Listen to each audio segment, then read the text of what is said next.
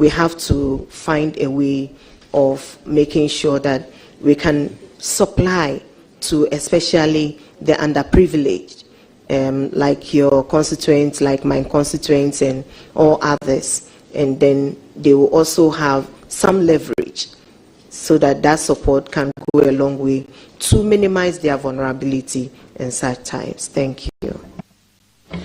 Thank you very much. Chairman, finally, yes, let me dovetail this to your recent answer. Will you consider liaising with the minister responsible for finance in getting a bill, as it were, to actually deal with the tax waiver issues that you speak, especially for companies that are set up locally and are into the manufacture and production of these parts for our girls? Not only tax waivers for, but specifically to encourage companies who are locally established to produce these on massive scale to support our girls.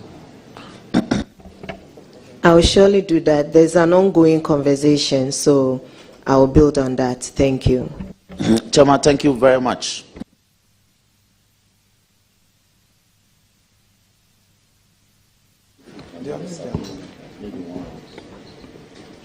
Thank you very much. Okay. I will now give the floor to Honorable Rickett. Thank you very much, Mr. Chairman. And the nominee, Honorable Agnes Naumomulati. Congratulations. Thank you, sir. Perusing through your CV, your background and experience suggests to me that you're actually a good fit for the ministry that His Excellency John Dramani Mahama has posted you to. And I have no doubt in my mind that you will succeed at that ministry. I'm not going to ask you a question, but a word of advice. Having had the opportunity for the last 8 years or 12 years to serve on that committee, gender committee, and at some stage with yourself, there have been challenges, particularly in the last 8 years, to do with relationships between ministers, suppliers, ministers, deputy ministers, and all that. And that has created a lot of problems in terms of moving that ministry forward. I'm not going to ask you the strategies you will adopt, because the problems could be many and will require some multi-faceted approach. But just to caution you that you've got to do everything possible to make sure that you keep a good relationship with your subordinates, your suppliers, and whoever is helping you to build that ministry. But I wish you well, and I know you will be successful. Thank you, Mr. Chairman. Thank you. Thank you very much. I will now give the floor to the ranking member in minority leader.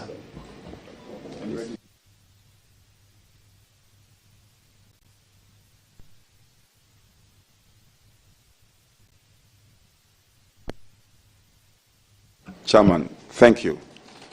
Honorable nominee, let me commend you for your nomination. Thank you. If you have your CV by you, I'm sure you are very familiar with it. So going to page 2 of your CV, consultant, ECOWAS in-country experts, Children and Street Project, November 20th to December 1st, 2017. I find the description of your job title quite interesting. And I wish to know from you, for the period of work you have done Are there any lessons children on the street project?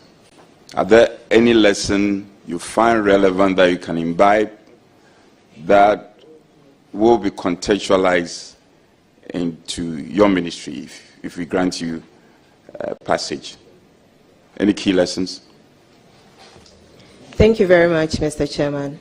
I think one of the, anyway, in the first place, the technical title of the position or the job. One of the key things and key lessons, if I have to sum it up, is the fact that there's a thin line between being okay and then being vulnerable. And one of the things that we overlook is that vulnerability can come from separation or divorce, and also non-maintenance, that is lack of child maintenance. And so most of the children on the street are from broken homes, and some of them are there with single parents.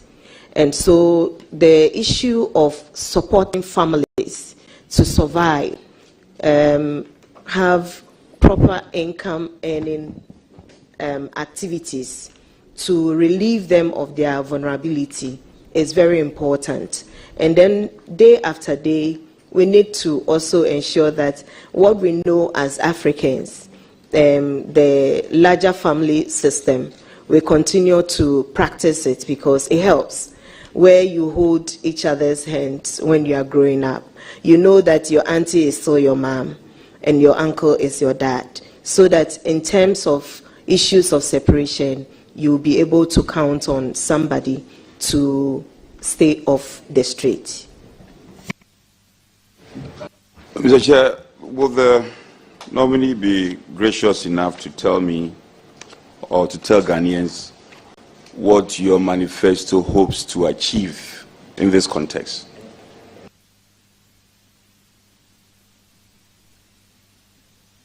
Thank you very much. I think one of the key things that the manifesto proposes is to have the orphan and vulnerable child support scheme, and one of the it's one of the protective means for children and orphans. And so with this scheme, there will be a special purpose vehicle that will support children in ensuring that they are safe. Not just orphans, but also children who fall prey to child trafficking.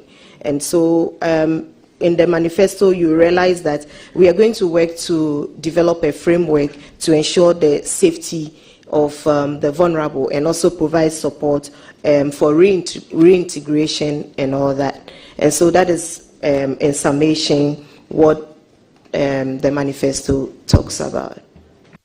Thank you, Honorable Nominee. It's good you spoke to the summary of it, but I want you to flesh it up.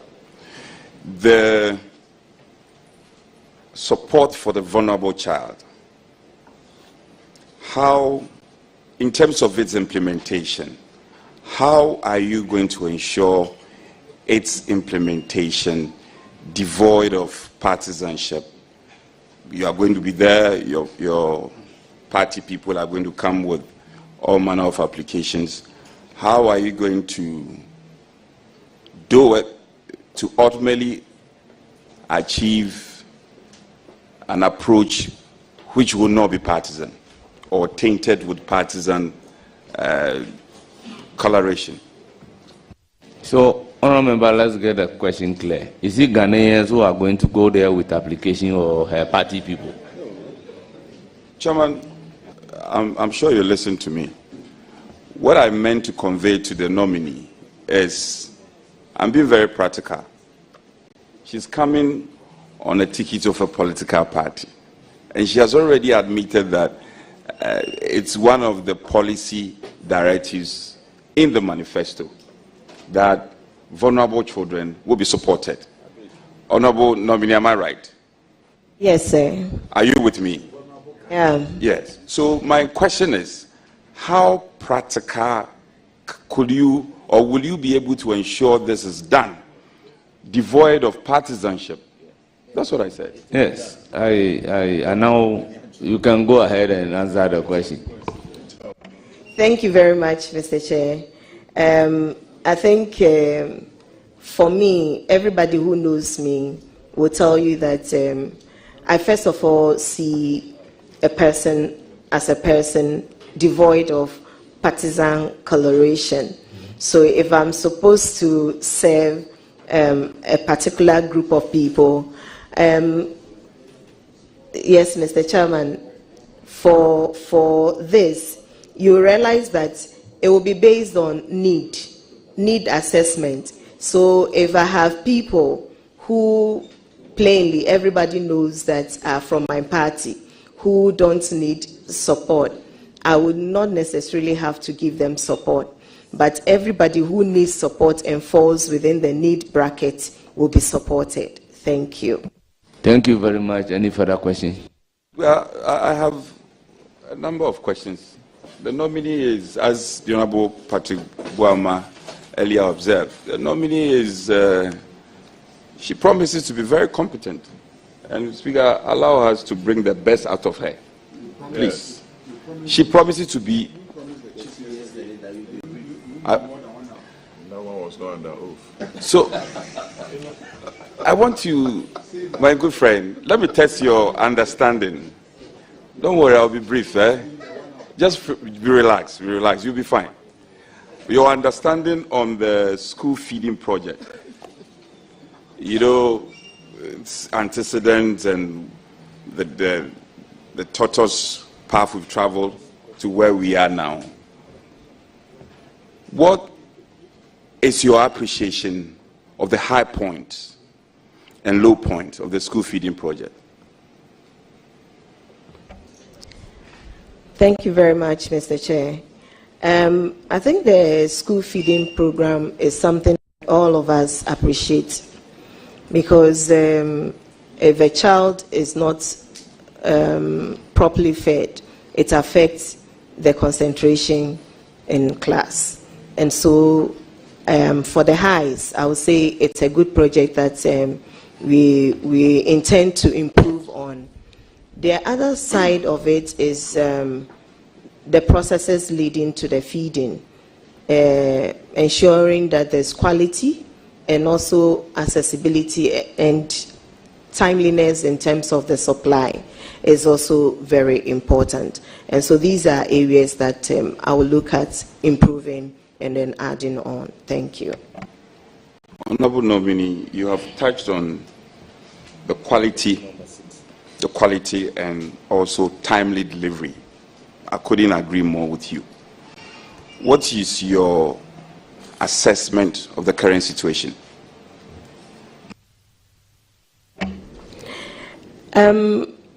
Part of my life is also in local governance, and so it comes with decentralization. And I believe that if we are able to effectively decentralize the feeding program, as we are also looking at, it will help us to ensure that it is supplied on time, the food items are supplied on time, and then also we can keep an eye on the quality from the district level. And so I'll be glad to sit with all stakeholders involved to look at how this implementation will work out so that the beneficiaries have the best of it. And then also support those who are the service providers to do what is right. Thank you. I am aware the... Honorable Chupi, that should be the last question. Thank you.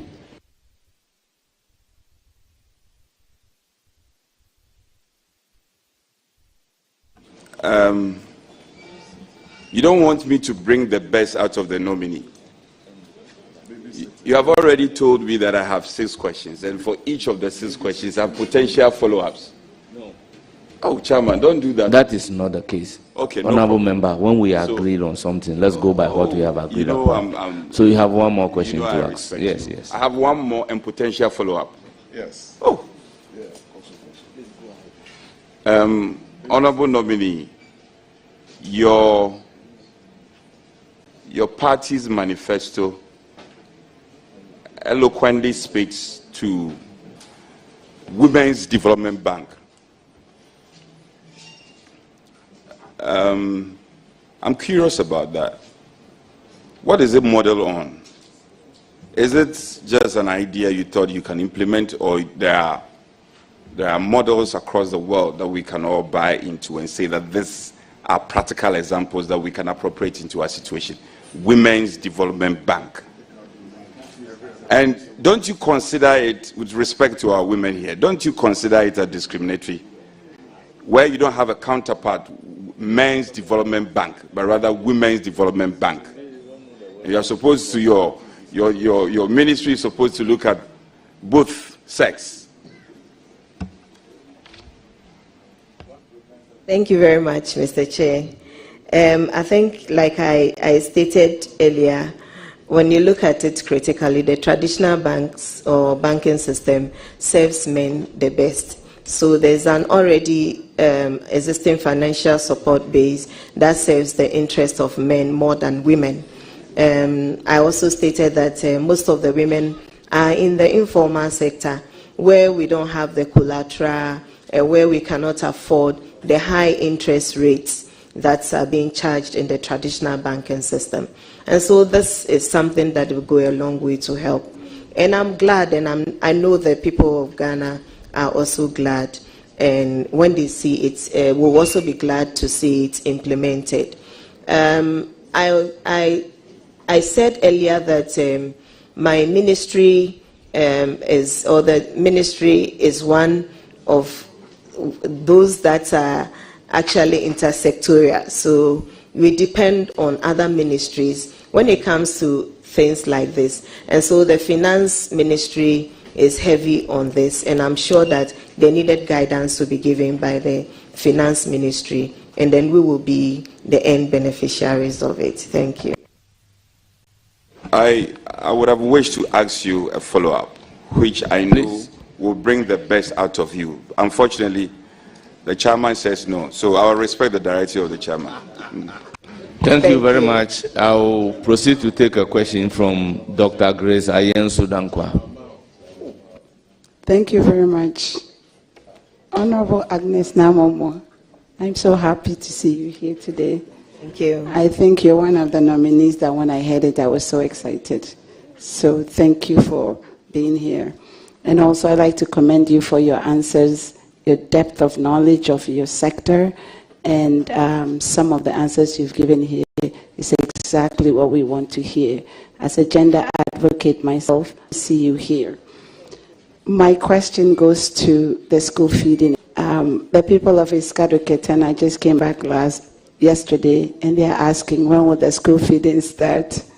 Number two, the more important question is, I want to go back to the quality of the food. You know, yes, I'm asking it. As we have seen, the food is not very nutritious. So what will you do to ensure that the food is balanced and nutritious? Thank you. My respected colleague, good morning to you.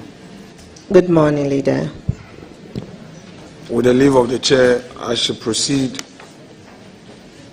with some questions. Let us first take you to page 1 of your CV. You have indicated that you've been involved. I've had the privilege of volunteering and also working for various non-governmental organizations. I can mention Abantu for development. I can mention Global Initiative on Rights and Development. I can, including international organizations like Conseil Universal. In fact, I've also had the privilege of consulting along the line, ID projects and so on and so forth. So at every given time, I've had opportunity to support one advocacy issue or the other, whether locally or internationally. And so that has built my experience in child rights advocacy. And I'm not a legal person, I'm sure you know, but it's giving me an opening into what to expect or what to do under every given situation. Thank you.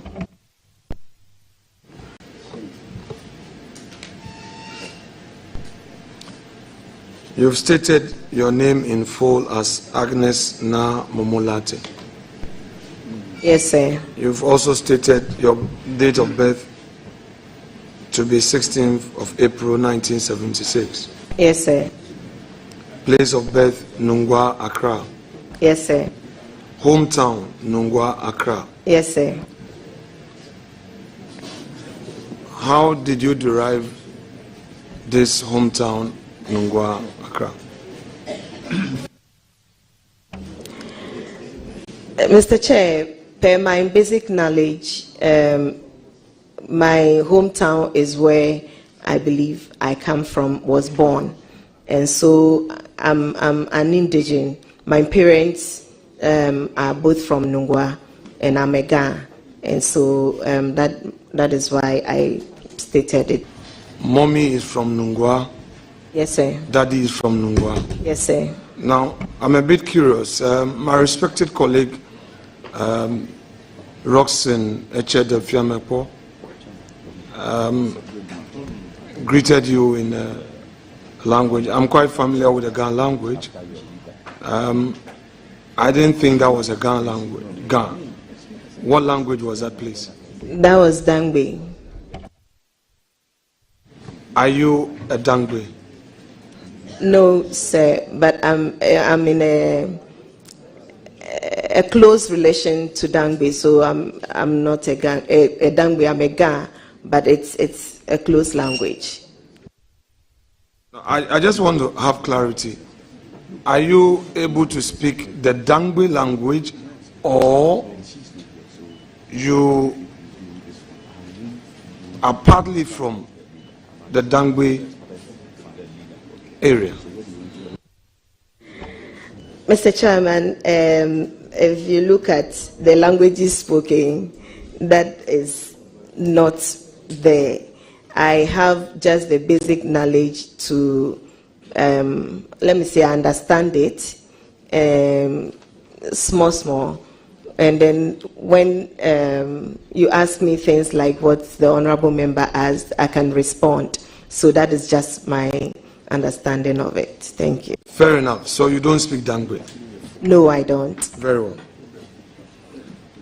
Still on page 1 of your CV, let's first deal with your MPhil in leadership. I read, MPhil leadership, University of Professional Studies, Accra, September 2014 to March 2017. Full stop. Next line. Research. Column. Women's participation in leadership. Column. Challenges and prospects to the development of Lejokuku Krowo Municipal Assembly. Dash June 2017. I have 2 questions for you there. 1, how was this MPhil program structured? And I'll give you a guide to assist you in the answer that you're going to give. Was this course structured in a thought in part and research in part, or it was a full research without a thought aspect? There's the thought aspect, and then it also flows into the research aspect. Was it a full-time MPhil program? A full time, but in the evenings.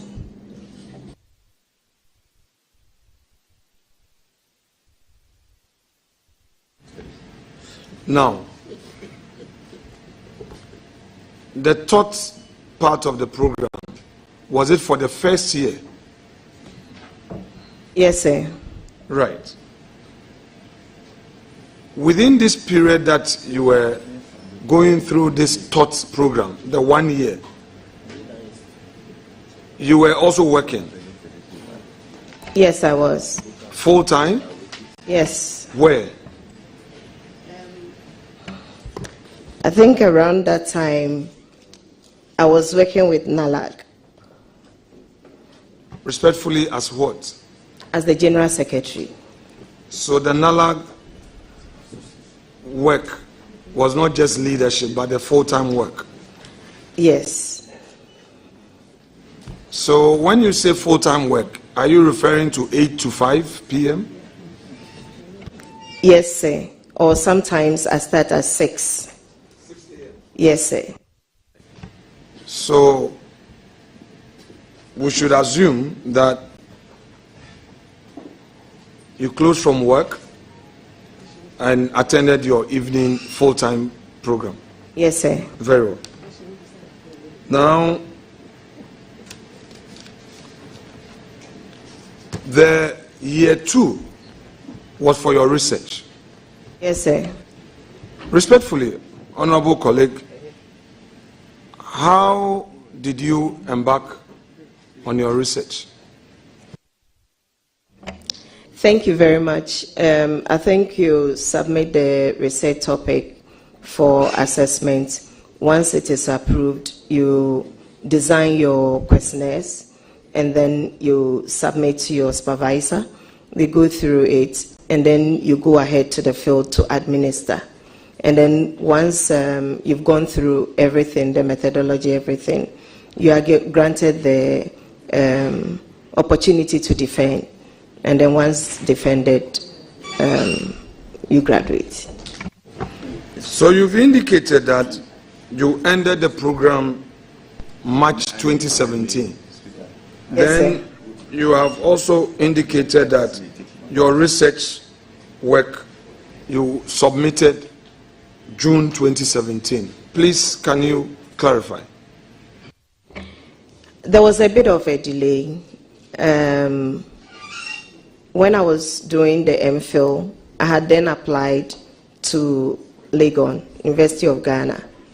In fact, it was one of the reasons why I went in for the MPhil, so that it's close to the University of Ghana. Within the period, the PhD program got structured from a 3-year course to a 4-year course. So the waiting period was when I decided to undertake this course. So if you look at it critically, you realize that my final year, that was in 2014, I had to juggle between going for the PhD class and then also doing finishing up my research work. Honorable colleagues, respectfully, it couldn't have been that your final year. It couldn't have been, because if you look at the same CV, the PhD, you've written PhD, Institute of African Studies. And by the way, before I proceed, bear with me. You know, the enterprise we undertake here is a perception-driven enterprise. When you go all calmly, the perception is that we are treating you with kid gloves. If we ask you very strong questions, it is also seen as we being too hard. But I would manage myself, and I don't intend to be very personal. Okay? Just understand me that Yes, sir. you are a witness in the box who must answer necessary questions. We are politicians, and we have the public that wants to understand certain perspectives. So I'm limiting myself to the policy issues and then deal with your profile that is getting you into governance. Is that okay? That's fine. So sir. I mean no ill will. Is that okay? That's fine. Very well. So that assured, look at your CV again. PhD, Institute of African Studies, University of Ghana, Legon, September 2014 to December 2020. So if you say that in your final year you had issues, it couldn't have been, because you see, you started MPhil and PhD at the same time. I find that very curious. So it wasn't the case that there was, when you were about finishing one, you started the other. And that is why you had some delay. I want you to have an opportunity to clarify. Thank you. With the MPhil, I actually started the MPhil somewhere 2013, and the PhD was in 2014. The MPhil coursework was supposed to be... Honorable Member, would you... Please, Honorable Leader, let's take the answer, then you can do a follow-up. Thank you very much. Chairman, with respect, as much as possible, I don't want to get into the ocean. I want to guide her. I'll give the same protection that you give her. So please, when I want to help her, allow that. But if you want to open it up, I don't mind. Honorable Member, would you want to amend your CV on that aspect, just for the record, so that we don't go deep, deep, deep, and deep again?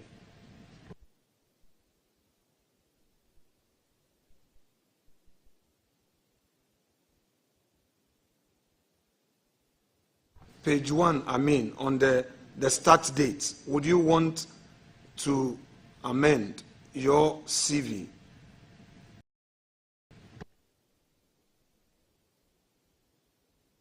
Yes, sir. Very well.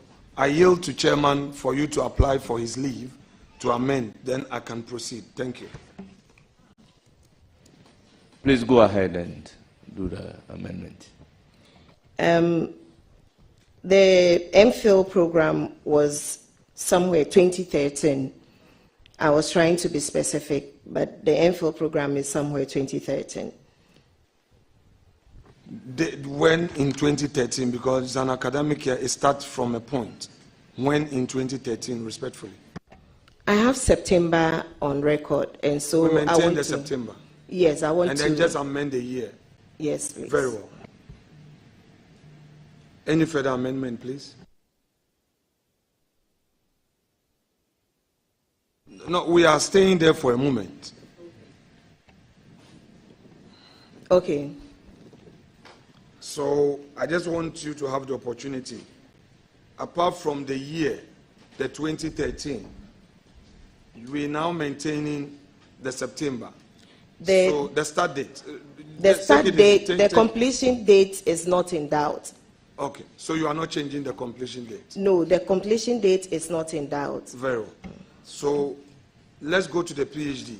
Are you maintaining the start date for the PhD as well, and the completion date for the PhD as well? Yes, sir. Very well.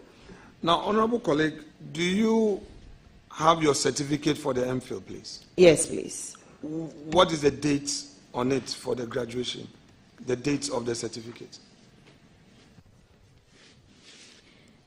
20th June 2017.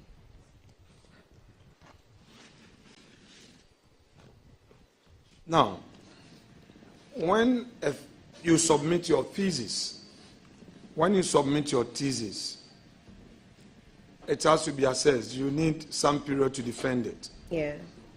And when you submitted your thesis for the MPhil, how long did it take you to defend it? The supervisors, how long did it take them to get back to you that they have marked your thesis and everything was okay?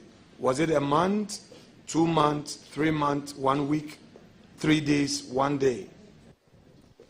For the MPhil, I will not have a clear period, but I know that it was between 2 months or 3 months. I can't recollect. So let's take the minimum of 2 months, the one you recollect. Now, having told this committee that upon submission, it took 2 months for your assessors to get back to you. At least we use the 2 months. Check again on your CV and the certificate you have. Would you want to take chairman's leave to amend your records again? Thank you. I'm going by what is on the certificate, that 20th June 2017. That is what I have here. My respected colleague, you had in an earlier answer submitted for records that you were done with your program in March 2017, but your thesis delayed. So you submitted your thesis in June of 2017. In fact, that is what you stated here, that your project work research you submitted June 2017.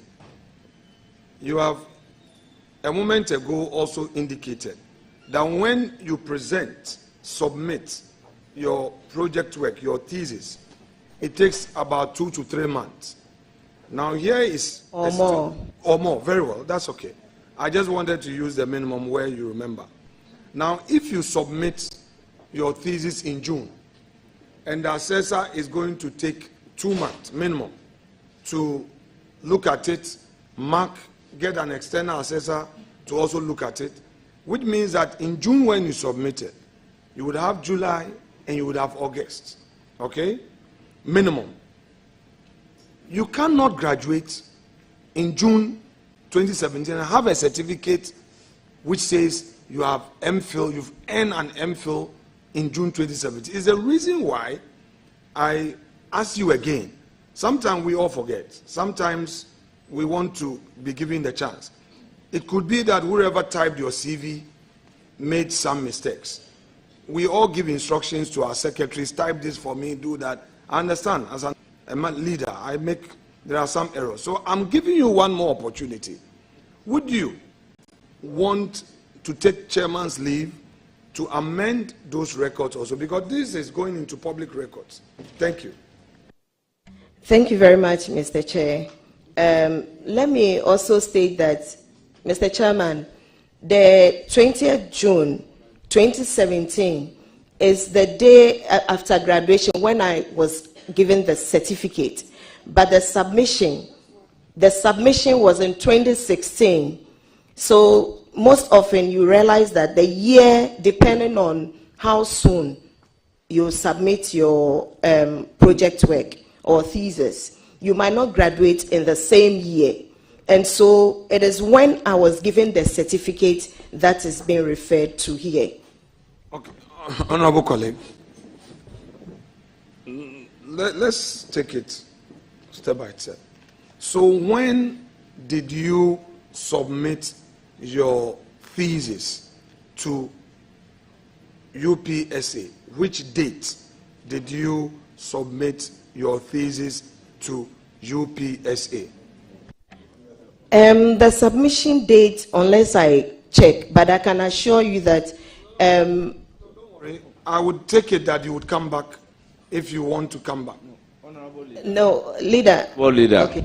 With all due respect, let's abide by the rules. If a question is asked, kindly allow the witness to place the answer on record. Then you can follow up with another question where the witness is in the process, or the nominee is in the process of answering the question. Then you come in to say, no, honorable leader. With all due respect, I do not think that is the way we should go. So kindly allow the witness to place the answer record, then you can follow up. Thank you very much.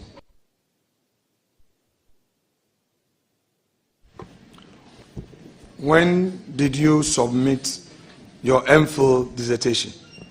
In 2016.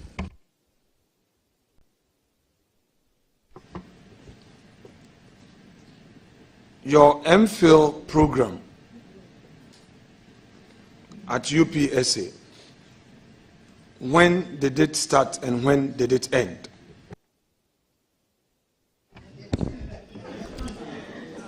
Mr. Chairman, I stated earlier that the MPhil program started somewhere 2013, and the completion, when I said completion, including graduation, was around 2017. If you check the records, I did not even graduate with my colleagues. So I stayed, I had a year delayed or some months or something delayed, but I submitted in 2016. There's a difference between graduation and submission, which would conclude the program. When did you complete your MPhil program? I completed in 2016. Do you remember the month? No, sir.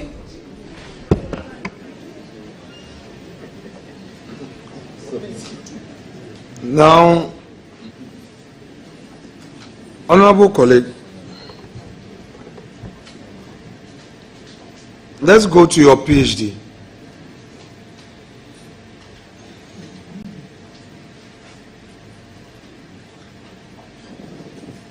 What was your area of research? I was at the Institute of African Studies, and I looked at the relationship between traditional and local authorities in the management of natural resources, and I had a case study of beaches in Accra. Can you elaborate on the subject area? Thank you, Mr. Chair. It was basically looking at the commoditization of beaches. And so we all know that aside the beauty or the recreational value of beaches or natural resources, there's the commercial aspect of it. So basically looking at the challenges in managing natural resources, whether it's traditional authorities or the conflicts that emanates from the management of natural resources, such as the beaches. When you say natural resources such as the beaches, management of natural resources such as, so your research, what did you eventually uncover in terms of the natural resources that you're referring to? I just want you to situate it in a manner that the ordinary person would appreciate exactly what you did. So it's a qualitative study that sought the perceptions of people in terms of how beaches are managed, and then also the commercial value of it, the challenges that comes out of it, and then the possible balance in terms of how the beaches can be managed to elicit the best out of it in terms of value to the nation, and then the people who are the custodians of it, how the various stakeholders and players in the field can collaborate. Have you shared the outcome of your work with the tourism authority or the various assemblies to enable them sift out some best practices as a guide? Thank you, Mr. Chair. I've not had opportunity yet. I clearly recollect that I was in Parliament when I had to prepare for my viva. So that was quite a tense moment for me, and afterwards it's been community engagement and parliamentary work. So I'm yet to sit and then properly look at it, but I have plans of working with my supervisor to ensure that some quality work is done so that the lessons and publications can go to the various. I'll look at the tourism minister, sit with her, look at some of the lessons, and then how best she can inculcate them and we can learn from it. When you say with your supervisor to ensure that some quality work is done, what exactly do you mean? We have plans of doing some joint publications, and so I'll lean on that. Thank you. Please, let's go to page 2 of your CV.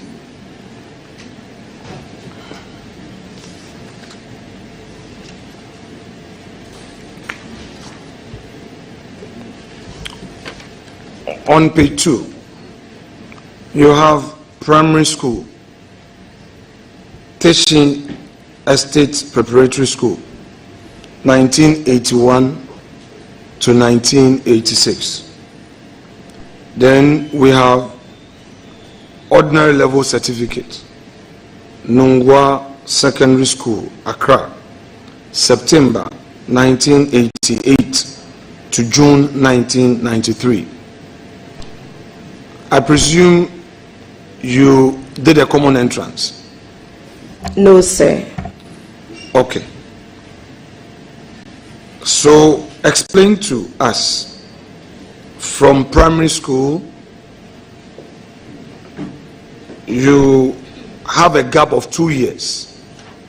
So the 86, 87 to 1988 to 93, which is 5 years, Form 1 to Form 5. So can you explain to us what you did, what schooling you had between that period? Your records do not reflect same, please. Thank you, Mr. Chairman.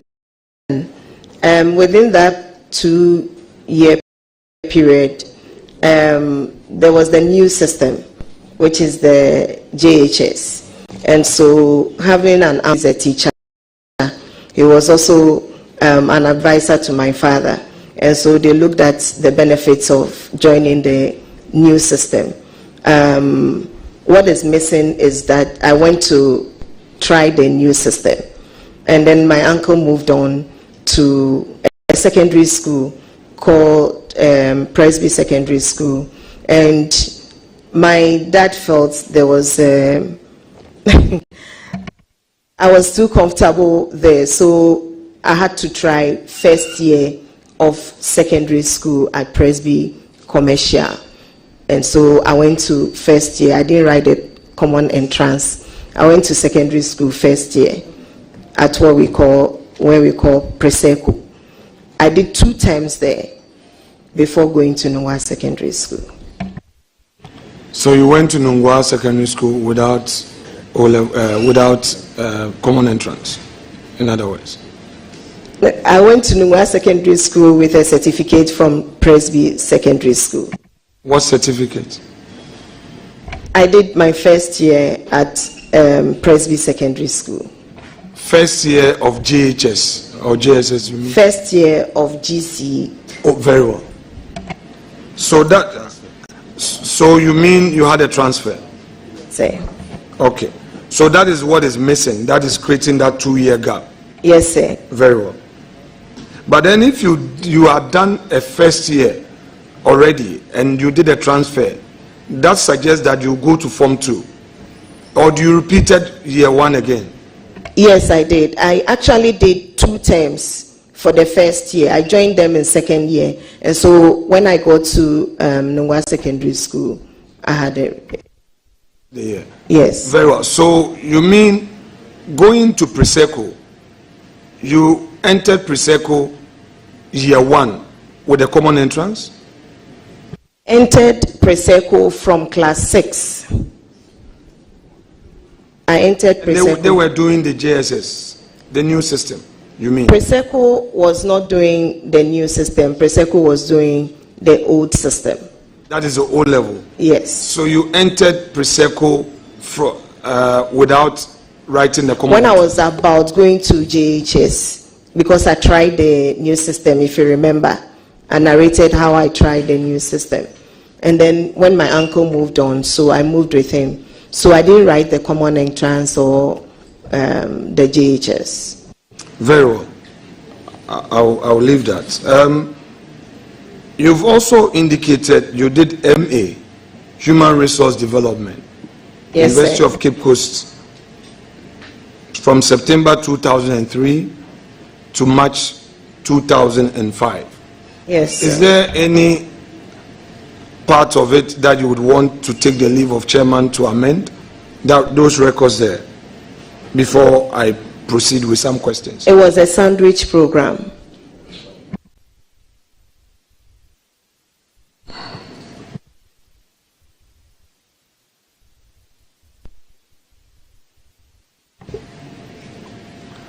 When did you graduate?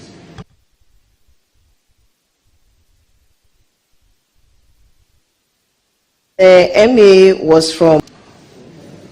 So, would you want to take the leave of Mr. Chair? It was 2004. Leave is accordingly granted. Thank you, Mr. Chair. Employment. If you come page, talked about your leadership, page 8. So let's reconcile page 3 and page 8. You also indicate there that you were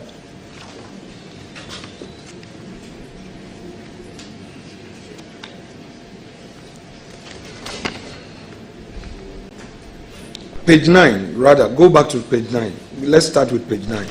So let's reconcile page 3 and page 9. 3. The General Secretary bit, you say Position. And so I contested that before becoming the General Secretary. okay. Is there anything you would want to amend?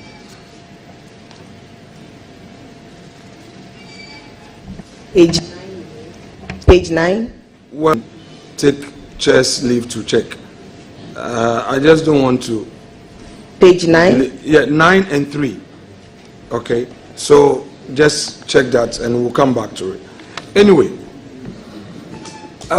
my colleague, where he stated that the policy of the United States, a man, a woman, the very natural state.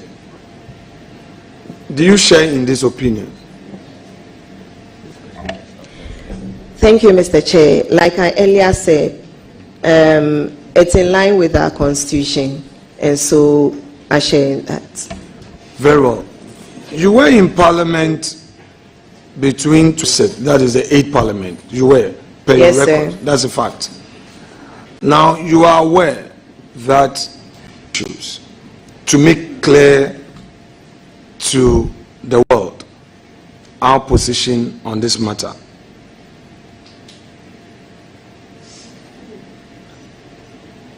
Yes, sir. And you're also aware that in view of that, the law was passed. Yes, Mr. Chairman. Right. So let me pick your thoughts on this, because you are going into a ministry that is likely to take up this matter. His Excellency shared some views. Our value system in our schools has broken down. Our value system has broken down. And should we tackle our value system and reintroduce our value system, perhaps there will be no need at all to even legislate on it. Thank you, Mr. Chair. I think I had indicated to our colleague that for the legal aspect, where I think because you referred to that one, he went into asking whether it would be without the law. I said I leave that, or if the law had to, go through the process all over again, I left that to the legal brains. But as to teaching the children our family value system, I think there will be no Ghanaian here who wouldn't want that. All of us would want our kids to be identified with their Ghanaianness, if there's anything like that. So that if you teach, I said that was more sustainable, so that they identify who they are, and then they will take a decision when there's right or wrong. They'll be able to know who they are, and that will define them. So, are you for the value system being inculcated in our children, being incorporated in our curriculum, or you are for the law to enforce it? I stick with what His Excellency said. I think he did not rule out the enactment of a law to back it. But I was saying that for sustainability, if it is imbibed in our children from a younger age, it will help. Honorable, I know I'm staying a bit longer with you, but bear with me. The practice since 1997 has always been that members of the committee get 3 questions and have opportunity to get follow-up questions as it pleases the chair. The leader being the ranking by practice since 97 through to Honorable Che Mensah, Honorable Bagbin, Honorable Harun Edrusu, and now my time, is that leaders have unlimited, because we have a duty to ask broader questions and policy. So please don't be I will end very soon, okay? I just want us to appreciate that. It's not that I'm saying too long with you, but it's the work I have to do. And I don't mean going personally or delaying you. I just need to understand some broader issues for your own good. Is that okay? Thank you very much. Thank you. But leader, take into consideration she's a member of your committee. This very committee, she's a member.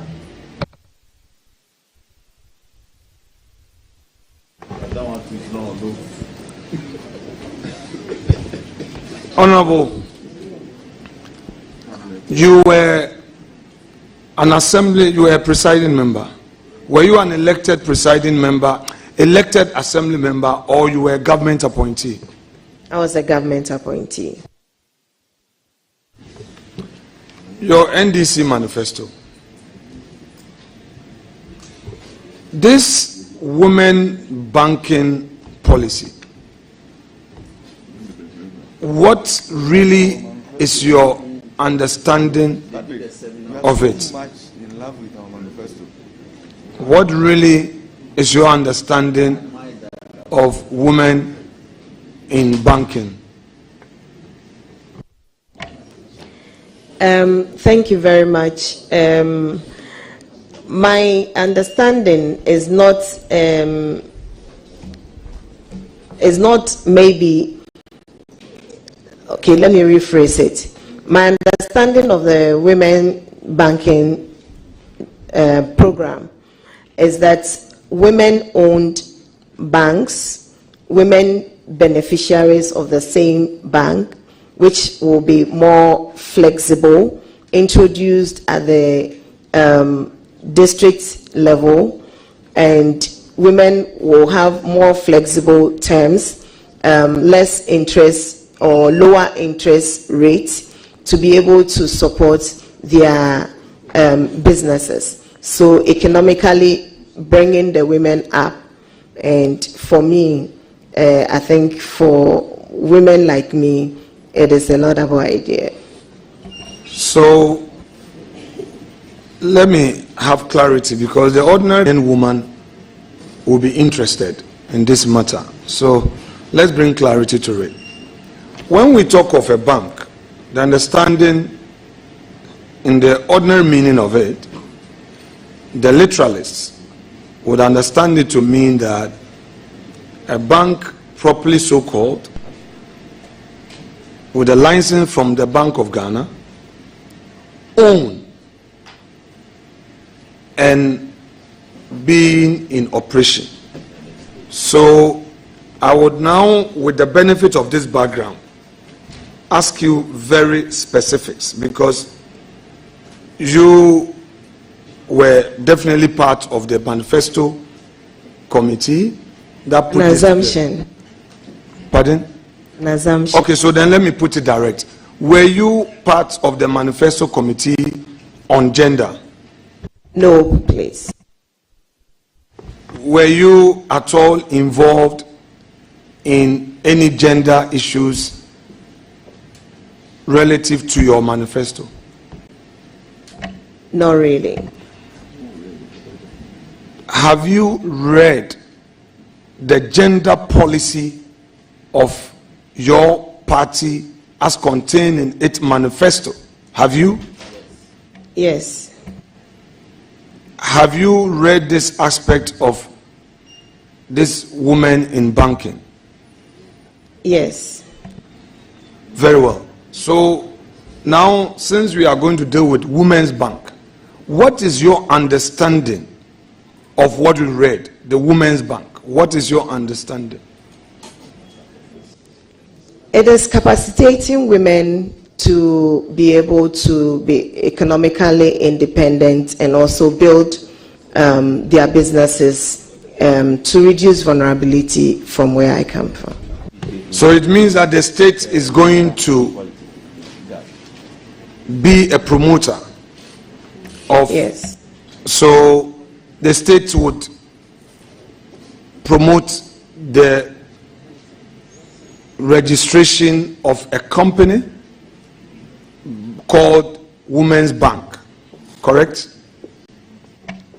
Mr. Chair, I had earlier stated that a part of it is also the Ministry of Finance work, and so some of the details will go into the ministry's work.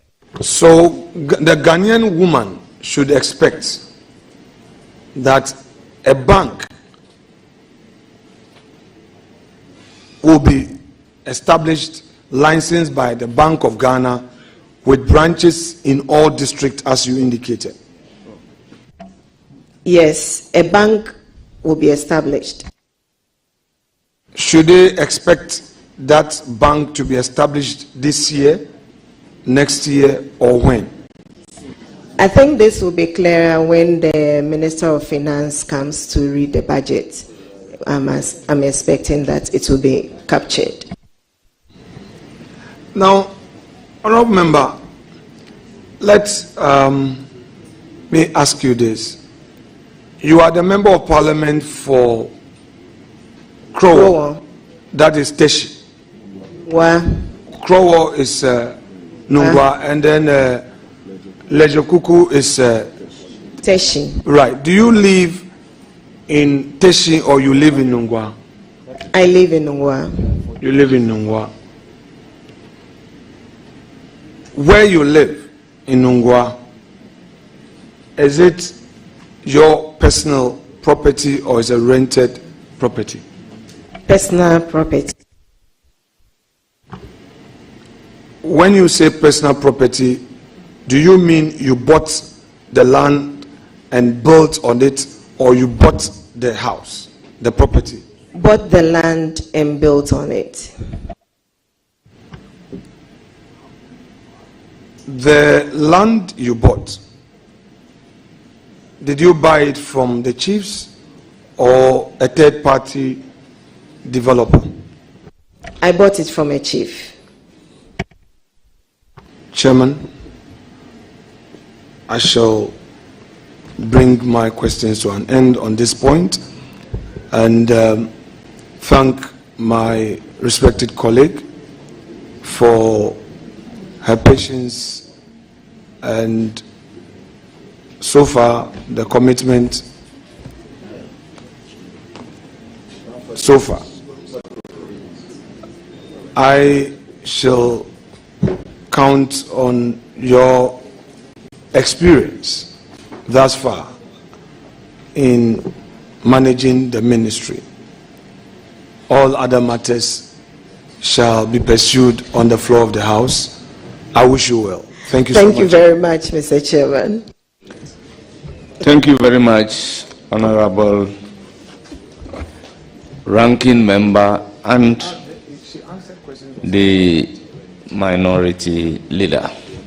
Honourable members, let me recognize the presence of our revered chiefs, opinion leaders, and some elders here to give moral support to the nominee. First on my list is His Royal Majesty, King Professor Odaifio Wellenchi III, Paramount Chief of the Nungua Traditional Area and President of the Greater Accra Regional House of Chiefs. Nene Tetewaka III, Paramount Chief of the Pram Traditional Area. We have Becholo Ni Ashite Akan from the third, Teshi Manche Ni Otukwe the second, Nungua Adontin, a representative of the Numo Gobu Wulomo Shiche. We have Janet Momo Oakley. She's the mother of the nominee. We have Reverend Dr. Benjamin Kwame Danso, Chairman NDC Kroa Constituency. The clergy Nungua. We also have Major Christine Oko and the spouse. We have Dr. Afisa Zakaria, Chief Director, Ministry of Gender, Children and Social Protection. We have members of the civil society organizations here. And we have Honorable Assembly members of Kroa. Is that correct? Kroa, very well. Municipal Assembly. Bear with me. I am an away. Let me use the opportunity to thank the nominee for attending upon the committee and providing answers to questions posed.